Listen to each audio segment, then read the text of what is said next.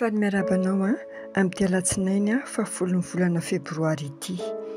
Ny rapsody famarinana an'io dia mitondra ny lohahevitra hoe ery mampitranga fiovana. Ny teny fanokafana dia nalaina tao amin'ny filazantsarany Lioka 5:9 mivaky toy izao amin'ny anaran'i Jesosy. Ary Jesosy niantso ny mpianany 12 lahy akeo aminy ka nanome azy hery sy fahefana hamoaka demony rehetra sy hanasitrana aretina. Dinio izay lazain'ny Baiboly ao amin'ny andinin'ny fanokafana. Milaza amintsika izy fa Jesosy Tompo dia nanome hery sy fahefana ny mpianany. Matetika isika no miresaka momba ny fahefana. Fandeha isika hifantoka amin'ny hery vetivety. Ny hery dia fahaiza-manao voajanahary mihetsika izay mampitranga fiovana. Io dia karazana hery mamokatra ao amin'ny tenany ihany. Hery miseho amin'ny vokatra azo tsapain-tanana. Raha miresaka momba ity hery ity Jesosy dia ilay fahaiza-manao mamorona fiovana tena hita maso eo amin'ny toe-javatra no tiana ho lazaina. Efa niteny amintsika izy fa nomeny hery sy fahefana amin'ny devoly rehetra isika, ary nomeny fahaiza-manao manasitrana aretina rehetra. Maniry mba ho raisin'izay rehetra marary na mijaly izany. Raha mba fantatra izy ireo fotsiny fa ny fahaiza-manao an'Andriamanitra dia ao amin'ny fanahiny.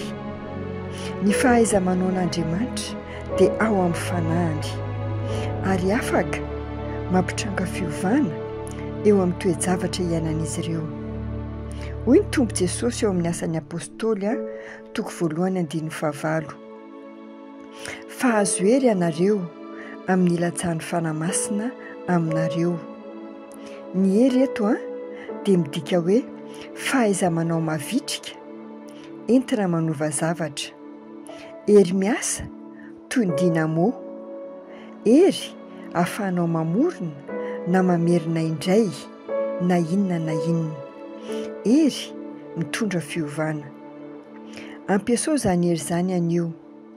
Tsy zavatra mikoriana avy aminao avy any an-danitra izany, fa efa ao anatinao ary manana fahafahana mba hampanjavona ny homamiadana.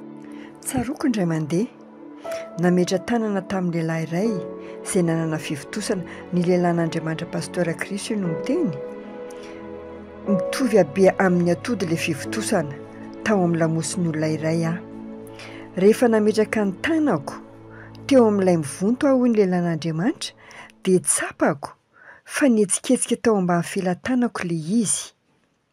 Herin'Andriamanitra izany izay niasa avy hatrany teo ka nahatonga ny fivontosana nivoaka sy miditra rehefa niteny.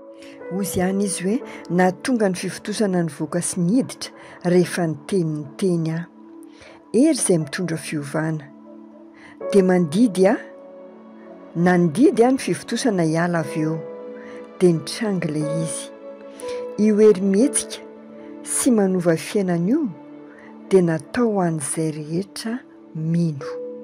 Natao ho an'izay rehetra mino. Ka etseo izany anio. Asaiko anao hamerina an'ity vavaka ity amin'ny fonao rehetra. Ray malalo, misaotra anao noho ny nanomezanao ny hery mavitrika izay mampitranga fiovana sy mitondra fihavahana eo amin'ny fiainan'ny hafa.